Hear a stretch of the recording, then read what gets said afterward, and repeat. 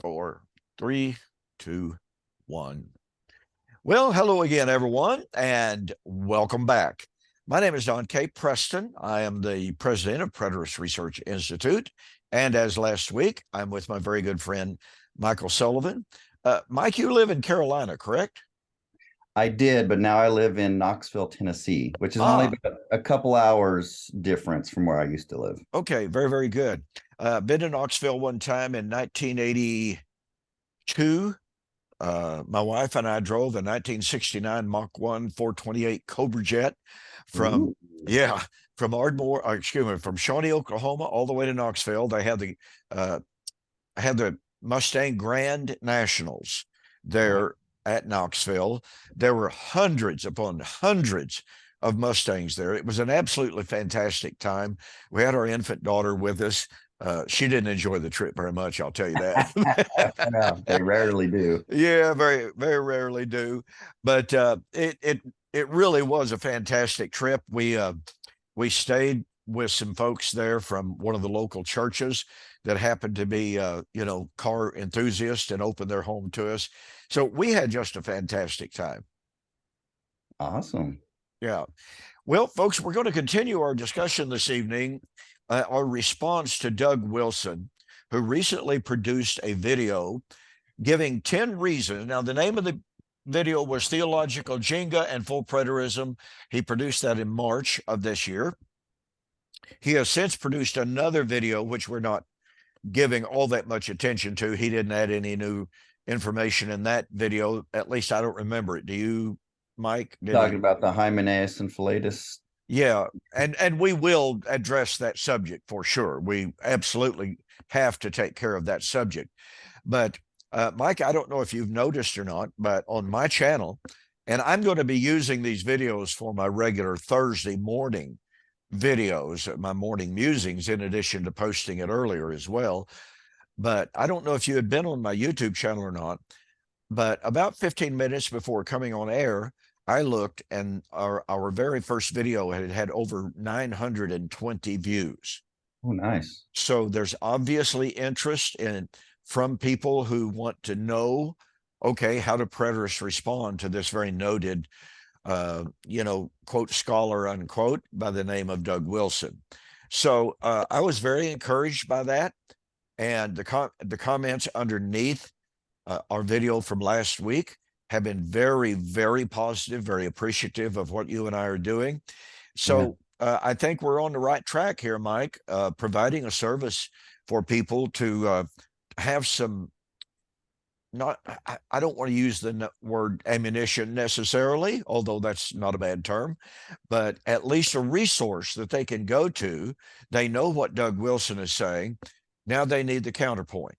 And so that's, Well, yeah, and this gets back to an overarching issue, and that is um, obviously there's not just 14 of us out there. There is a, if it has garnered 1,000 or so views in this short a period of time, yeah, it tells everybody, including Doug Wilson, that this is an issue that he needs to debate. And I challenged him to a debate, just a one-on-one debate, hoping to set it up at Westminster Theological Seminary. mhm, And he tentatively agreed, but he said he had some family issues with either his father or father-in-law wasn't feeling well. He would get back to me. I got back with him in about, I don't know, 4 6 months just to touch base. And then he decided, oh, I'm just too busy. I won't be able to do it. And that's one of the things that we will eventually address. But just to your point, that if so many people are interested in it, Doug, why not debate either Don one-on-one, me one-on-one, or we've agreed to do a partner debate. mhm. Doug can get someone he wants, and we can have a partner debate. That's what people want to see, That's right. honestly. And Doug running scared and running away and making up all these excuses is not doing him any good. And it's not helping Gary DeMar, because Gary DeMar's like, we need to study these things. You need to answer some of these questions. And you're not, Right. like we covered in our last video, totally disregarded Daniel 12, just out of hand. So Well, I think those are excellent points, and a lot of people agree with that. Absolutely, totally agree with that. You know, in reference to his comment, all 14 preterists out there, Mm-hmm. I was reminded some years ago that I had challenged uh, a man very, very prominent in the Church of Christ named Alan Hires. He has been a judge. I think he's retired now, but he at the time is a very, very prominent judge in Memphis, Tennessee. Very, very highly sought after lecture speaker, known as a debater. Right. Mm-hmm. Um, I challenged him to a debate. He wrote back and really exhibited a horrible attitude of arrogance Uh-huh. and said, why would I want to waste my time debating a subject that literally no one is Uh-huh. interested in? The subject of eschatology has no interest for anyone these days. And here's the irony of it. He had taken the time to write some rather lengthy articles Right. against covenant eschatology. Yeah. And so to follow up on that irony is the fact that it was either the week before he wrote that or the week after he responded to me. Uh, I had a radio debate on John Anderson's program, and a Professor Ingelsma from Michigan, Grand Rapids, Michigan, very, very noted Reformed amillennialist. Okay. Mm-hmm. He and I had a debate on John Anderson's radio program. Uh-huh. Uh-huh. Okay. Keep going. According to John Anderson's, uh, I don't know exactly how they do that, but they had portals open and they had calculators on those portals. Every single portal was completely packed. People were jamming the portals because there were so many people still trying to get on. There wasn't enough room on. Mm. There was a minimum of 250,000 people heard that debate. Good grief. And so when Alan Hires wrote and said nobody's interested in debate or eschatology, and certainly not this subject, I wrote back and I said, well, it's interesting that you say that, Brother Hires, because just last week I had a debate, and according to the portal calculators, a minimum of 250,000 people were listening. Not only were they listening, but more people were trying to log on but couldn't because the lines were jammed. And specific to Doug Wilson, Doug, if there's only 14 of us out there, why did you co-author this book published by PNR Publishing? Why would the PNR Publishing think it was important to publish this book if there's not a growing challenge from the full preterist community? And of course, we responded to you, and you have not responded back. Not one article. Right. Not one article out of these 7 men. And Matheson promised me he was going to respond to my chapter in an article. Never has. Not one article. And Gary North always used to say, when they were debating and responding to the amillennialists and the dispensationalists, whether it was defending postmillennialism or theonomy, he would always say this: the side that stops responding has lost the debate. I've heard him say it. These guys haven't even responded in how many years now? I mean, it's ridiculous. Well, I agree. And you mentioned me debating, Doug. I have challenged him no less than 4 times, and not a word, literally not one word. And then he goes off into this little discussion of all 14 of us preterists, knowing full well. Yeah. I mean, listen, you and I both know that Doug was not only being sarcastic, but he knows he's misrepresenting the facts. He's being dishonest. Absolutely. He really is. Okay. I wanted to go back, Mike, and to touch on a subject that Doug brought up in his 10 points and that we covered last week. And I've had any number of people contact me personally wanting us to discuss this further. And that is Doug's argument. Well, the Pharisees believed in physical resurrection. Paul said he was a Pharisee. Therefore, Paul believed in physical resurrection. Now, we Mm. covered the fact there was no one monolithic view of resurrection in Israel. I think we covered that sufficiently. Correct. One of the things that I covered that a lot of people wanted us to develop even more is the fact that from Acts chapter 23, when Paul's standing before the Sanhedrin and he said, "Brethren, I am a Pharisee of the Pharisees." And immediately there was a division within the Sanhedrin because the Sadducees did not believe in resurrection, life after death, et cetera, and obviously the Pharisees did believe in those things. Josephus shares that with us. And so the Pharisees declared that Paul was a great guy, not worthy of any kind of punishment. He gets to go, but he's on trial. There is approximately 14 days between Acts 23, when Paul's in front of the Sanhedrin, until Acts 24, verse 13 and following, where Paul says, "After the way which these men call a sect, so worship I the God of my fathers." And he said, "This I confess to you, that after the way which they call a sect, so worship I the God of my fathers, that there is about to be resurrection." So Paul calls attention to the fact Pharisees believed in resurrection. He believes in resurrection, but here's the kicker to the whole thing. They want to kill Paul for his view of the resurrection. Yes. So that raises, as we touched on last week and developed just a small bit, what happened with the Pharisees between Acts 23, what a mighty fine guy Paul is because he believes in the resurrection, and Acts 24, where Paul says, "For the hope of the promise of the resurrection, am I on trial?" A doctrine to which these men agree, but they want to kill me. What changed in the Pharisaic attitude? And it's nothing changed with Paul. He's still teaching resurrection in Acts 24, just like he did in Acts chapter 23.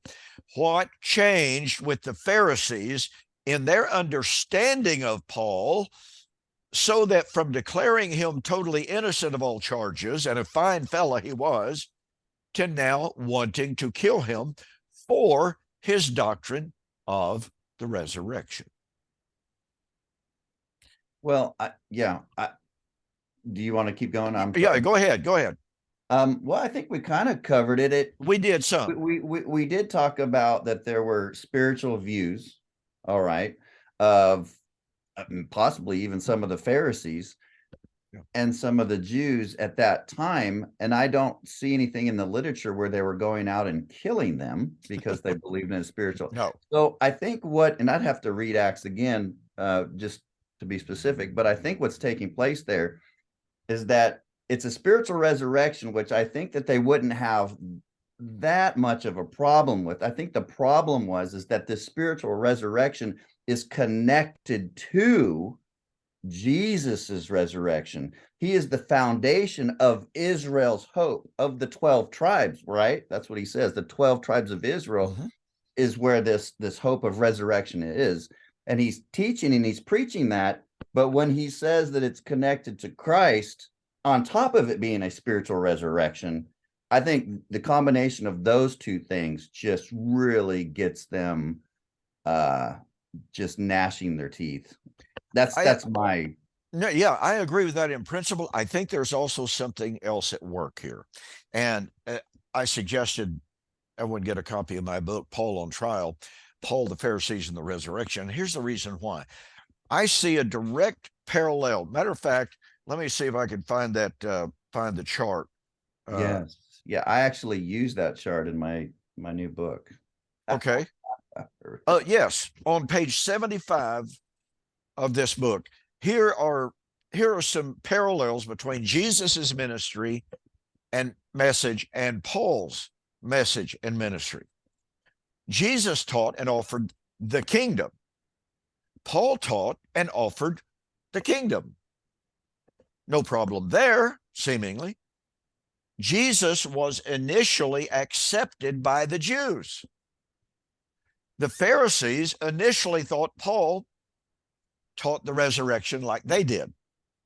Number three, here's where it gets really, really critical. Jesus rejected the offer of the kingship from the Jews. John chapter 6 and verse 15. When Jesus perceived that they were about to come and to make him king, he withdrew himself. Likewise, the Pharisees came to reject Paul's doctrine of the resurrection. Number four, timing here is critical. When Jesus rejected the Jewish offer, they put Jesus on trial for being seditious, claiming to be king. His kingship was not the kind of kingship that they wanted, as Pilate himself affirmed. Then, when we come to Paul, when the Pharisees came to understand Paul's resurrection doctrine, they put him on trial with the false charge of sedition. Same identical charge that they leveled against Jesus. Just like Pilate found Jesus innocent, the Romans found Paul innocent of political sedition. The real issue was resurrection, just like Paul said all along. Mm-hmm. Paul said, these men did not find me in the temple causing trouble, violating any of our customs. That's absolutely false. The issue is resurrection, Paul said. Jesus's kingdom, the one that he offered, was a subversion of the false Jewish hope of the day. That's right. Paul's doctrine of the resurrection was a subversion of the false Jewish hope of the day. Now, to drive this home, when we understand that there is a one-to-one temporal connection between kingdom and resurrection, Christ was ready to judge the living and the dead at his appearing and kingdom. Judgment of the living and dead, kingdom, parousia. No separation. Exactly. And so it seems to me like what we have in Acts chapter 23 and 24 is just a classic reworking or retelling in parallel form of the ministry of Jesus. Yes. That to me is the real key of why the Pharisees rejected Paul. I don't doubt for a moment that what you said is true, because they categorically rejected Jesus through the resurrection and because of his resurrection. No question.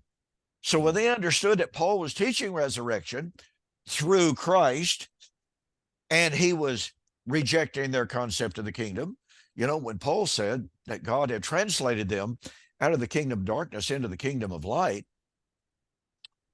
that's not the kind of kingdom the Jews had in mind at all.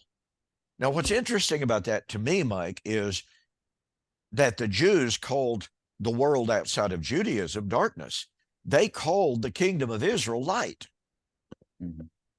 Why should they object? Well, because now Paul, obviously Jesus and the rest of the New Testament writers, are appropriating the kingdom and saying, you know what? The real kingdom of light is in Jesus Christ, because he said, I'm the light of the world. And so they saw...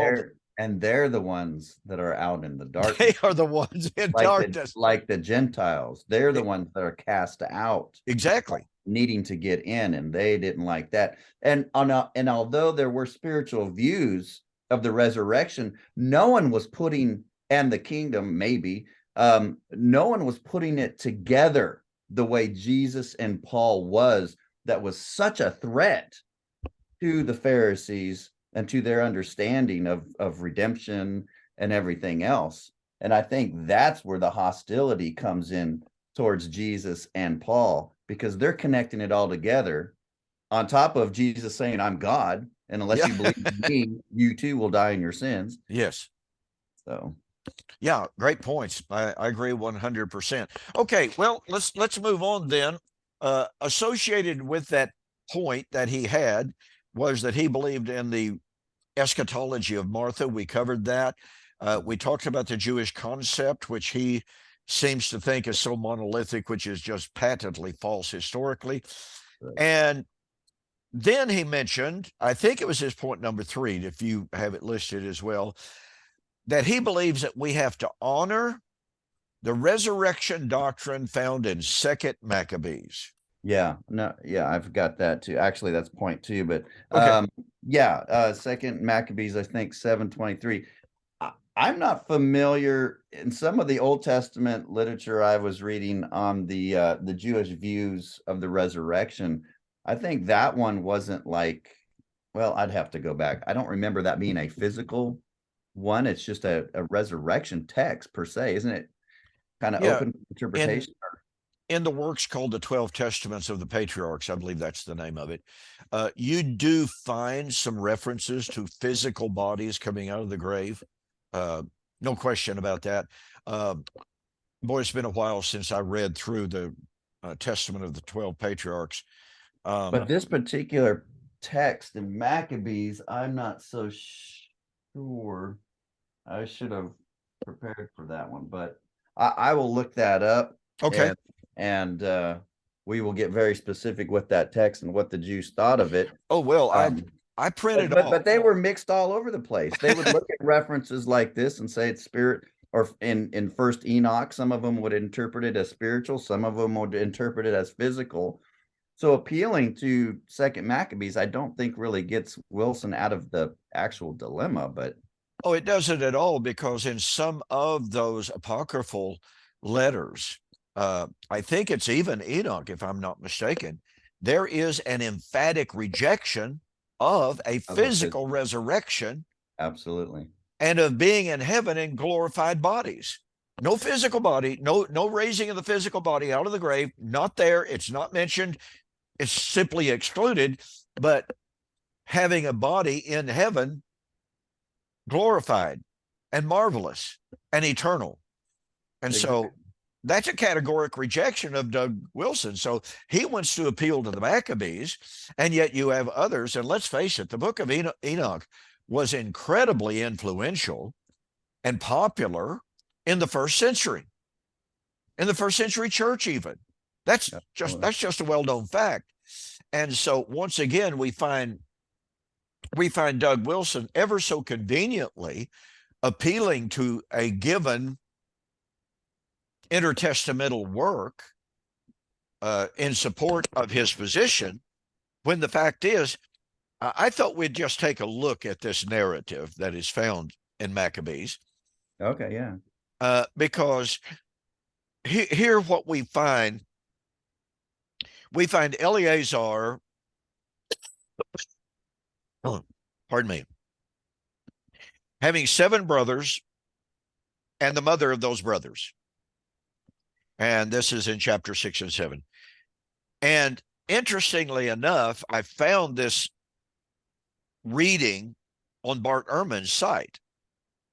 Really? Yeah. He's another guy we've challenged to debate, but he won't do that. Yeah, I know. So what's interesting, and we're going to see what develops out of it. You know, after my debate last week with Mark Smith, Derek Lambert, who sponsors Myth Vision, he wrote to me. It was very, very complimentary of the job that I did. And he said, "Are you okay with me being on the lookout with others who are willing to debate you?" And I was like, ho, ho, ho, you betcha. Let's see what happens here. Absolutely. So we'll see what comes of that. And by the way, I've just got to tell you the feedback. I'm getting phone calls, I'm getting private emails, I'm getting tons and tons. They've slacked off today, but I mean, just tons and tons of positive feedback from that. I mentioned last week that I had even been contacted by one man who was on the fence between atheism and maintaining his faith. And he said, "To be honest with you, I'm rooting for you in this debate." I haven't heard from him, so I don't know where he's at. But if what everybody else is saying about the debate had any impact on him, if he felt the same way, then we can only thank the good Lord for the power of his word to rescue that man from atheism. So here we have in the book of Maccabees, Second Maccabees, we have the account of the martyrdom of these brothers during this intertestamental period of time. Antiochus himself, Antiochus Epiphanes was there himself, and they took one brother and they used whips and thongs to force these brothers to eat pork. They refused, and one of them bravely told Antiochus that he would rather die than, quote, transgress the laws of our ancestors. This enraged Antiochus so much that he ordered the executioner to take the young man, to scalp him, cut out his tongue, cut off his hands and feet, while his brothers and mother look on.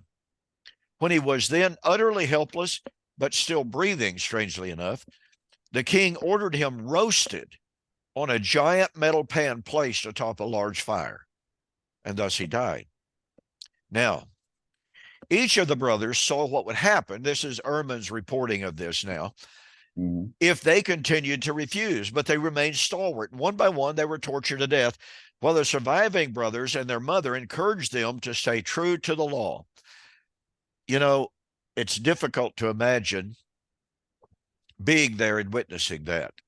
That's just staggering to even think about that. But anyway, Ehrman himself says this is a powerful and moving narrative. But he says, for my purposes here, what is especially interesting are the words spoken by the brothers before their deaths.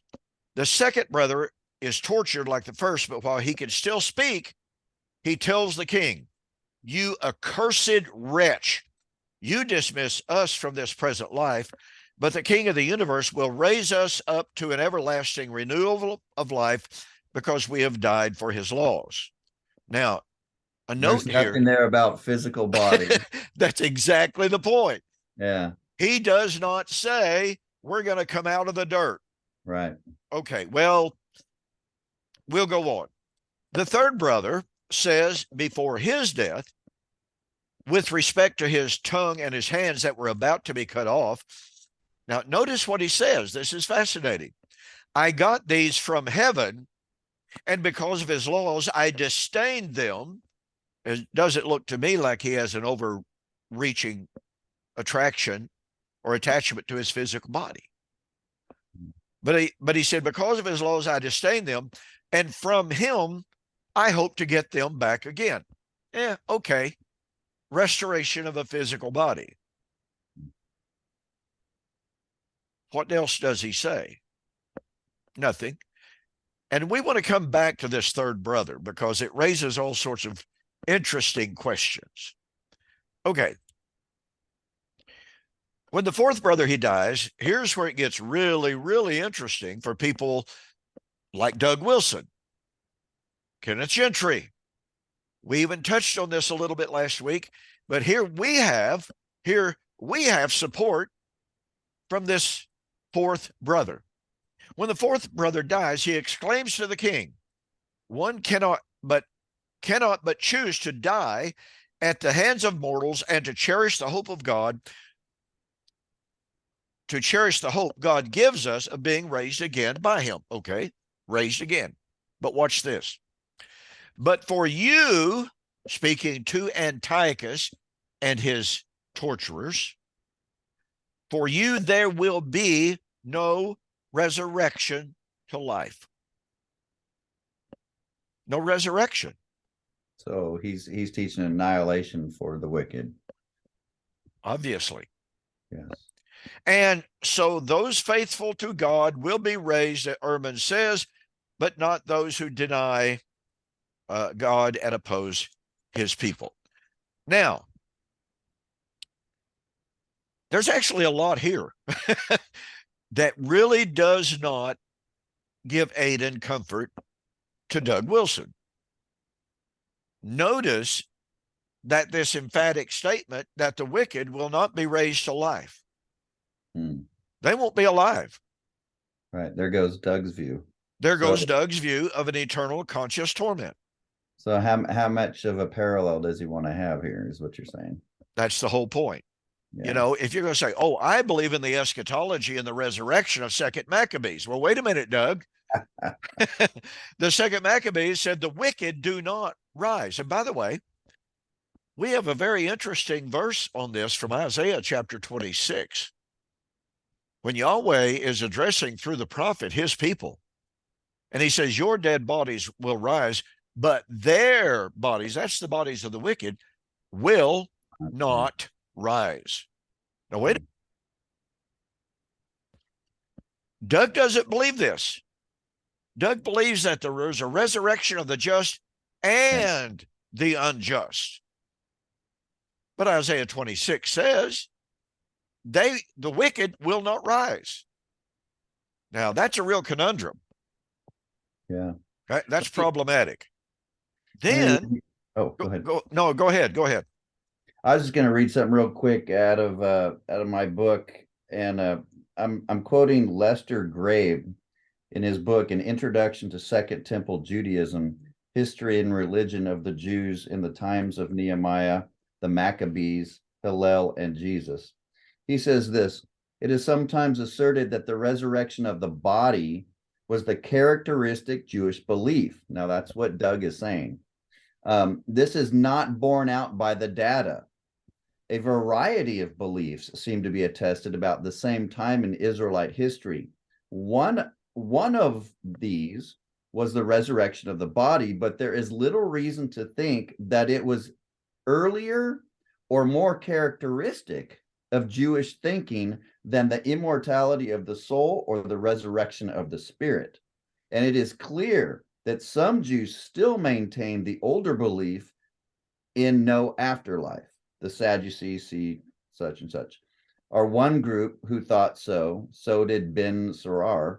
Well, anyway, the point is that, and he goes through he goes through all of this stuff, Jubilees, Enoch. I mean, this guy, there's no stone that's not uncovered with this guy. And, that's pretty clear. Send me a link to that book, the title of that book and the author. Yeah, I will. And I don't. That article's actually online. I'll get that for you. Yeah, do that for me. Well, I mean, this goes back to what we touched upon last week repeatedly, and that is, he states emphatically, Karagunis in the article that I cited last week, PDF article, when people like Doug Collins say, well, the Jews believed, and they try to make it out like that there's a singular monolithic type and myopic almost view of resurrection among the ancient Jews. They're simply not being honest with the data that is out there. And there is a wealth of information that is out there. And as we've pointed out, it's not just a spiritual resurrection, but they were teaching that 40 years after the Messiah would be cut off, there was going to be this resurrection. That's exactly right. This is New Testament eschatology. Yeah. The book of Enoch teaches emphatically that the 70th generation from Enoch would see the consummation. I've got to tell a little anecdote here. In one of my early debates with a guy named Bill Lockwood, held in Marlow, Oklahoma, I kept asking him, please give me, since Paul said that his doctrine of the resurrection was from the Old Testament, give me the Old Testament prophecy that foretold the end of time and physical resurrection. Well, during the first debate, he absolutely refused to do that. In the second debate, I kept pressing him. I said, I have asked for Bill to give us the Old Testament prophecy of the end of time and the resurrection over and over. And I said, he refuses to do it. So, Bill, give us the text. He gave the book of Enoch. So I got up and I said, ladies and gentlemen, this is absolutely stunning. I said, we've got a man here who doesn't believe that Enoch belongs in the Bible at all. He doesn't believe it's inspired. I specifically asked for an Old Testament book, Old Testament prophecy of the resurrection and the end of time, and he gives us Enoch. And I said, Bill, I guess you didn't read Enoch very well. I said, here's I had a chart with the quote from Enoch that the judgment, the end, was to be in the first century. Mm-hmm. Well, needless to say, he didn't raise the issue of Enoch again. I mean, it was incredible. Now then, the third brother back here in Second Maccabees, as he is being tortured and parts of his body were being removed by him or from him, the third brother says, let me find this again. I got these from heaven, and because of his laws, I disdained them. And from him, I hope to get them back again. So the resurrection is a time, according to this brother, in which hands and feet that have been dismembered, cut off, tongues that have been cut off, perhaps ears that have been cut off, are going to be restored. Now, that raises a question. Jesus, after his resurrection, still had the wounds in his side, still had the wounds in his hands and in his feet. That doesn't seem to comport very well with this view of Second Maccabees, who said, I'm going to get my body restored. Right. So once again, we are forced to ask the question, seems to me, which view of these brothers, no resurrection for the wicked, physical resurrection of a body, another brother not even mentioning resurrection. And, you know, I think it would probably be safe to assume, although it's not said, I think it'd probably be safe to assume that the first brother, pardon me, held the same view as his other brothers. Okay, resurrection to life. But he doesn't say coming out of the ground. Even the brother that talks about the restoration of his body doesn't talk about coming out of the ground. They talk about being raised. Well, that concept of being raised, Stephanos Mahalios, I had forgotten his first name last week, in the eschatological Danielic hour in the book of Gospel of John, Mahalios points out that this whole concept of resurrection and restoration did not always entail the restoration of a physical body. And oh, by the way, something else I failed to point out from Mahalios last week is Mahalios, and you called attention to it from the old Greek,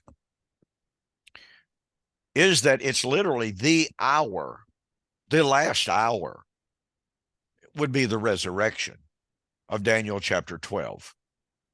And anyway, Mahalios is just, he is just emphatic in all of his appeals to the Daniel chapter 12 that Mahalios sees John in the Gospel of John just echoing over and over and over again. He's very emphatic. He's very clear. Jesus sees that hour of the resurrection having come 2,000 years ago. Absolutely. And so I wonder if Doug would agree with that. Yeah. Well, not only the Old Greek Septuagint hour of the end of Daniel 12, but as you've pointed out to me, Wycliffe in his translation points out another Septuagint version, which uses Kairos, right? Yes. Which is the appointed time. Appointed time. Don, how many appointed times of resurrection and judgment of the dead are mentioned in the New Testament? Are there two or just one? Oh, let me see. One. And listen, and they were eagerly expecting that.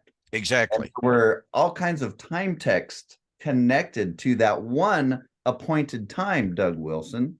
But you have two eschatons, one for Israel in AD 70 and one at the end of world history. And Paul only knows of one. One hope, one appointed time. You know, on my Now TV program, which airs every Friday morning at 9:30, and I post it on YouTube as well, I've been doing a series on Kairos, the appointed time. The more I have studied that word and its use prophetically in the Old Testament and how it is used in the New Testament to speak of the then present time. Peter says in what is it is an absolutely incredible text. I have used 1 Peter chapter 4 in discussions with Sam Frost, in discussion with Jeff Cunningham, in discussions with other skeptics who deny the truth of covenant eschatology. Here's what happens. 1 Peter chapter 4 and verse 5. Christ was ready. From the Greek word hetoimos, meaning not only morally prepared, but temporally ready. Alfred's Greek Testament says that the Greek reader of that verse would think of the imminent judge, not just simply morally prepared, the imminent judge. So Christ was ready, temporally ready, to judge the living and the dead. Okay, test time, Mike. Is the time of the judgment of the living and the dead the time of the resurrection? Absolutely.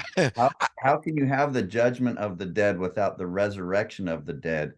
And we go, I mean, you can even go to, I'm not going to sidetrack you, but just side note, Revelation 11. Doug, you say that was fulfilled in AD 70. We're That's right. asking you, how do you have the judgment of the living and the dead without having the resurrection of the dead? We want to know, where is your resurrection in AD 70? Gentry has committed, Jordan has committed, DeMar has committed. Matheson has committed. Okay, Matheson has committed. So where are he you? equivocated, but he actually did posit Revelation chapter 11 as AD 70. Okay. Yeah. Yes. So, but I'm talking about, like, these guys have admitted that there was a spiritual resurrection, whether it was corporately or Jordan saying that souls were raised out of Hades into God's presence. And we have two of everything from Doug Wilson, except for a resurrection in AD 70. So I'm wondering, when is he going to catch up to speed to finally admit with these other partial preterists, yeah, there was a spiritual resurrection.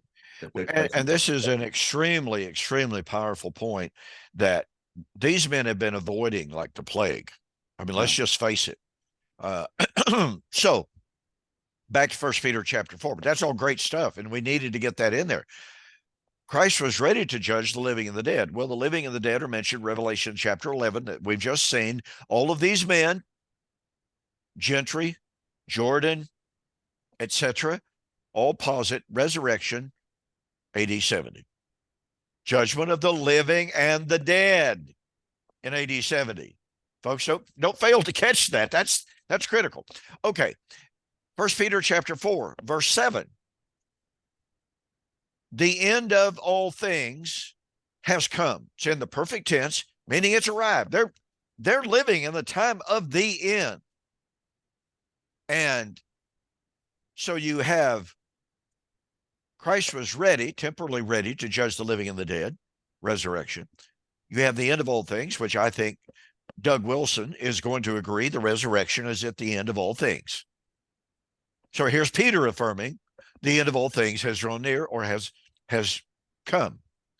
And then in 1 Peter chapter 4 and verse 17, the time has come for the judgment. Now, as I've written extensively on this in my different books, it is literally the kairos, definite article, tone chiron.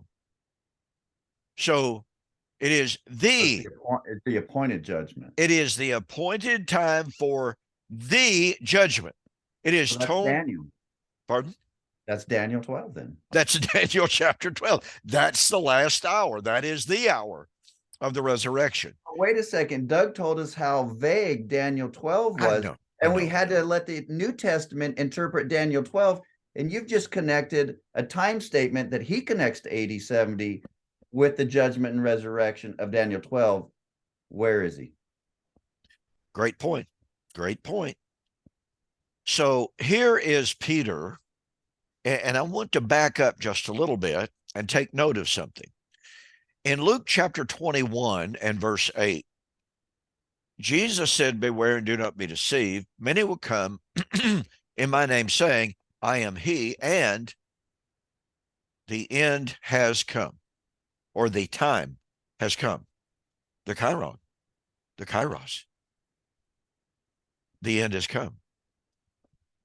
Do not go after them. So here's Jesus condemning premature declarations of the end. Peter was sitting there listening to him condemn premature declarations of the end, the telos. So Peter, who was sitting there hearing the condemnation of premature declarations of the end, later in that very generation said, Christ was ready to judge the living and the dead. The end of all things, the telos, had arrived. And remember, Jesus said, don't believe anybody who says the end has come before the time has come. Just don't believe them. Don't go after them. And that means don't teach it prematurely either. And then Peter says, the kairos has arrived. Don, but Paul in Romans 8 and Romans 13, 11, and 12, and Paul in 1 Corinthians 7, 29, he says the appointed time has grown very short. So they're tracking on Daniel. Paul is tracking on Daniel. Jesus is tracking on Daniel, the end of the age, the appointed time. And they're saying, and like you said, Jesus says, don't say the appointed time is near and shortly, quickly at hand until these signs are fulfilled. The signs are fulfilled, Paul's saying it. And that's all goes back to Daniel 12. And that is why he just avoided Daniel 12. And there's something that we need to point out. Not only is he going back to Daniel chapter 12, but one of the ways that we know it is that there's no other Old Testament book, bar none, no other Old Testament book uses the word kairos in the Septuagint more than Daniel. Daniel speaks of the appointed time either explicitly, Daniel chapter 12, verse 4, Daniel chapter 12, verse 9 and following, or implicitly when he goes, the vision of the fourth beast, Daniel chapter 2. Well, that's the appointed time. I mean, the word kairos is not used there, but it's 4 kingdoms. And what time frame are we in when John comes saying the kingdom of heaven is drawn near? Oh, well, we're in the days of the Roman Empire. Same thing with Daniel chapter 7. 4 beasts that would arise. 4th beast, Roman Empire. The appointed time of the end. In that 4th empire, the little horn would arise, persecute the saints, wear them down. The Ancient of Days would come, or as the Septuagint says, he would come as the Ancient of Days. He would come as the Ancient of Days. I knew you'd jump right in there. He would come as the Ancient of Days, destroy the little horn, and what would happen? The kingdom would inherit the kingdom. The saints would inherit the kingdom. Folks, this is the consistent eschatology of the Bible. This is not a twofold eschatology of AD 70 and end of time. Or a tripartite. Who knows? I mean, these guys may invent a tripartite type of eschatology. I mean, after all, we got 2,000 years and counting, and nothing is happening. So what he says of Maccabees is kind of irrelevant, but he does tie it into Hebrews 11, and the better resurrection. And I think you want to go there, or do you? Yes. Okay. So we've established Second Temple Judaism. You can pull out things that say physical resurrection. You can pull out things that say spiritual resurrection. Doug is playing games with the Orthodox view of Second Temple. He's just playing games. All right. So going to Hebrews 11, Don, in the book of Hebrews, when he mentions better things, true things, are these spiritual or are they physical? Yeah, I mean, they are invariably spiritual. I mean, Christ is head over a better house than that of Moses.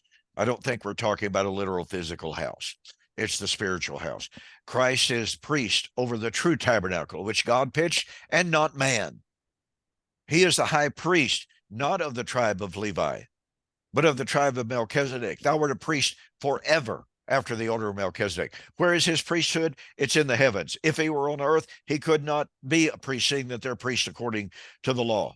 I mean, every single better thing, better covenant, better sacrifices, et cetera, in the book of Hebrews is spiritual. It is not physical. Next question. You had touched on this before. The Jew inseparably connected inheritance of the land with the resurrection. Hebrews 13, verse 14. When would the city come? When would and obviously there's land underneath the city, I would think. I would think, yeah. Hebrews chapter 13, verse 14, we have here no abiding, from the Greek word meno, remaining, permanent. We have here no abiding city, but we seek one that is about to come. And Kenneth Gentry understood that until he saw the train coming and realized what that was going to mean for his eschatology, because he wrote in his initial work on the beast of Revelation that mellow with the infinitive indicates imminence. Well, guess what? He's right on that. The Blast of Brunner, Greek English grammar of the New Testament and other literature, says emphatically, item number 356, I forgot the page number, but it says meline with the infinitive indicates imminence. So, and look, you and I have read countless articles by preterists or non-preterists, I say, and some former preterists who say, oh, well, mellow does not indicate imminence. You can go and pick up any lexicon. I've got an entire shelf of them right here. You've undoubtedly got a whole shelf of them here.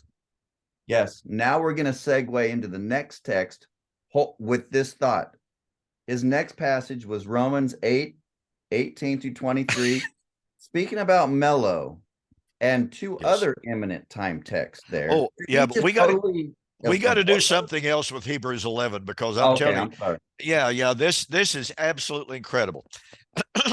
Who are these great men and women of faith in Hebrews chapter 11? Now, remind me, before we leave this, we want to talk about the land some more, okay? Because Hebrews chapter 11, 13 to 16, Abraham was promised a physical land. Well, guess what? He got it, but that wasn't the land that he was looking for. Exactly. So we want to come back to that. Second point I want to get at, who are all of these great men and women of faith in Hebrews chapter 11? Well, we got Abel. Starts with Abel, strangely enough. And we go to Noah. We go to Abraham, Isaac, Jacob. And then we go to the list of those who were sawn asunder. They wandered about in deserts. And I think I know where you're going. I knew you would. They died for their faith. Folks, were they martyrs? I think they were martyrs. Okay. Yeah. Okay, so we got Hebrews chapter 11, an entire chapter on the great men and women of faith, women who received their dead to life. Oh, but some refused that. They refused physical resurrection. What an incredible thought. Why? Oh, they were looking for the better resurrection. Oh, wait a minute. Aren't we told constantly physical resurrection is it? It's just the sine qua non. It's everything. All right. Oh, but Hebrews chapter 11 talked about those who would not accept deliverance from death because they look for a better resurrection. That's not the point. Point I want to make is, you saw the train coming. Matthew chapter 23. Jesus, standing in the temple, spoke to the Jews and said, you are the sons of those who killed the prophets. You say, if we had been alive in the days of our fathers, we would not have slain the prophets. But in so saying, you testify that you are the sons of those who have killed the prophets. You adorn the sepulchres of the tombs of the prophets. Fill up then the measure of your father's guilt. For behold, I send unto you apostles, prophets, wise men, and scribes. Some of them you shall scourge, chase from city to city, that upon you may come all the righteous blood from who? Righteous Abel. Righteous Abel unto Zacharias, son of Barachias, whom you slew between the temple and the altar. That's a pretty comprehensive, inclusive group of martyrs. So Matthew chapter 23 is speaking of the vindication of the martyrs, those who died for God, for his word, for their faith. And it's the judgment of the living and the dead. That's exactly what I was about to say. Okay. Yeah. Here is the judgment of the living. All of these things will come upon this generation. There's the living. All of what things? The blood of all the righteous shed on the earth from righteous Abel. There's the judgment of the dead. We thus have the judgment of the living and the dead. And Jesus saying, verily, I say unto you, let's not forget the fact that little Greek term, amen, lego humin, translated as verily I say unto you, is used something like 88 times in the New Testament. And it just simply calls attention to what is about to be said to emphasize what's just been said. So Jesus has been talking about the vindication of all the blood of all the righteous all the way back to Abel in a judgment that was going to come in that generation. And he says, verily I say unto you, this generation will not pass until all of these things are fulfilled. Hebrews chapter 11. All of the martyrs, all the way back to Abel. So that's always my question to the partial preterists is, how were these martyrs vindicated that were under the altar? Revelation chapter 6, they were told it's going to be in a very little while that they would see that, and that the dead would be judged and rewarded. So again, Doug Wilson, how were the dead, how are these martyrs vindicated and rewarded? How were the dead rewarded in AD 70 without the resurrection? Absolutely. I have called attention to this in my book on Daniel chapter 12. Pardon me. Jesus is witness to the fantastic faith of the centurion. Jesus was going to go to his house and heal his servant. And he said, not so, Lord. I am also a man under authority. I say to this man, go, and he goes, and a man that, et cetera, et cetera. He said, speak the word. My servant will be healed. And in that same hour, he was healed. But Jesus says, I've not found such a great faith in all of Israel. Verily I say unto you, many will come from the east and from the west, shall sit down with Abraham, Isaac, and Jacob. Well, let's see here. Isaiah.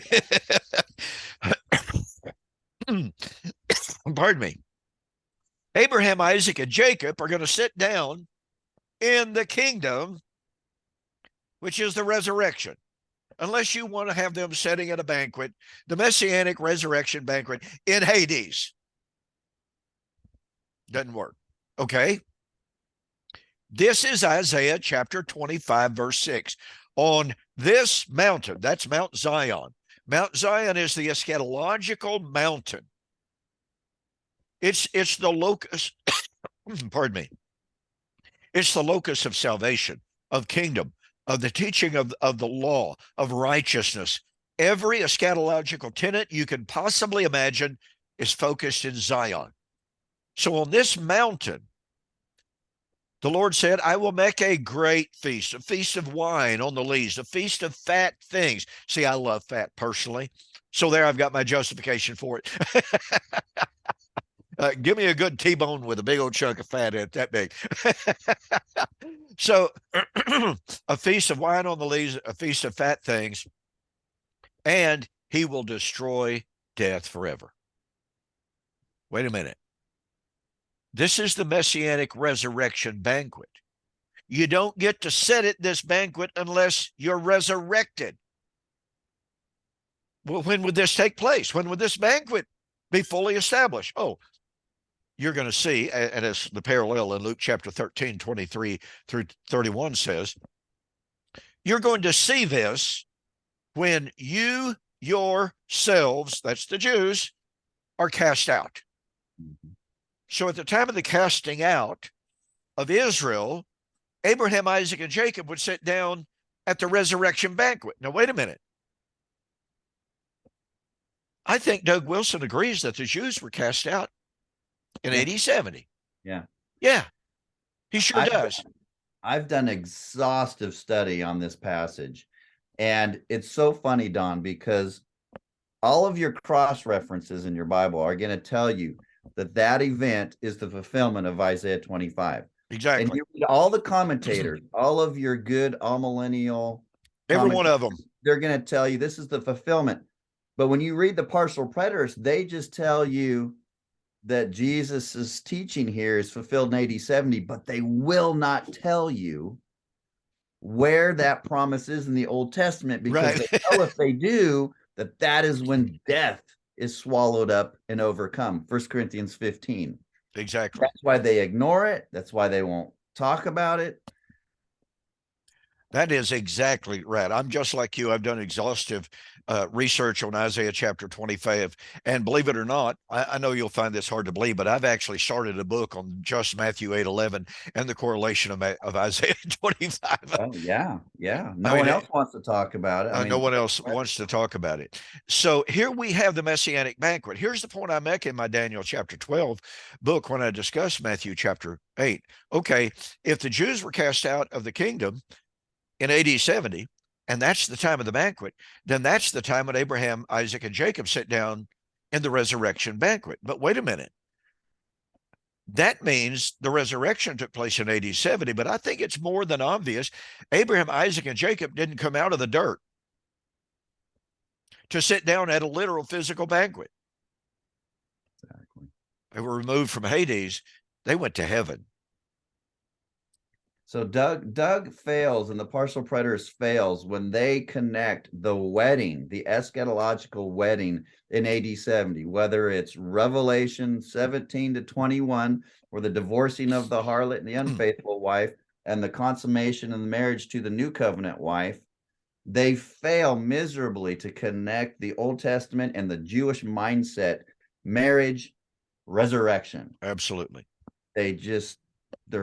They're nowhere to be found. That's right. Well, Mike, that's 1 hour. Wow, that went by fast. I know it really did. So, folks, thanks for joining us. Pass the word, okay? I think you'll see that in direct contradistinction to Doug Wilson, who offered no exegesis, just a lot of objections. Mike and I are digging into the text. We're showing you what the texts say. We're showing the application of it, because that's the only thing that we're interested in, and that's God's truth. Thank you very much for joining us. We'll see you again next week. Take care. All right. That was a good show. That was good. I enjoyed it very much. I did. Now, talking about eating, I'm out of here, dude. There you go. I also want to watch Tucker tonight. He's interviewing Musk. Oh, really? Elon Musk, yeah, on AI. So Interesting. that should be real interesting. Yeah. Yeah. Okay. Good night. Take care.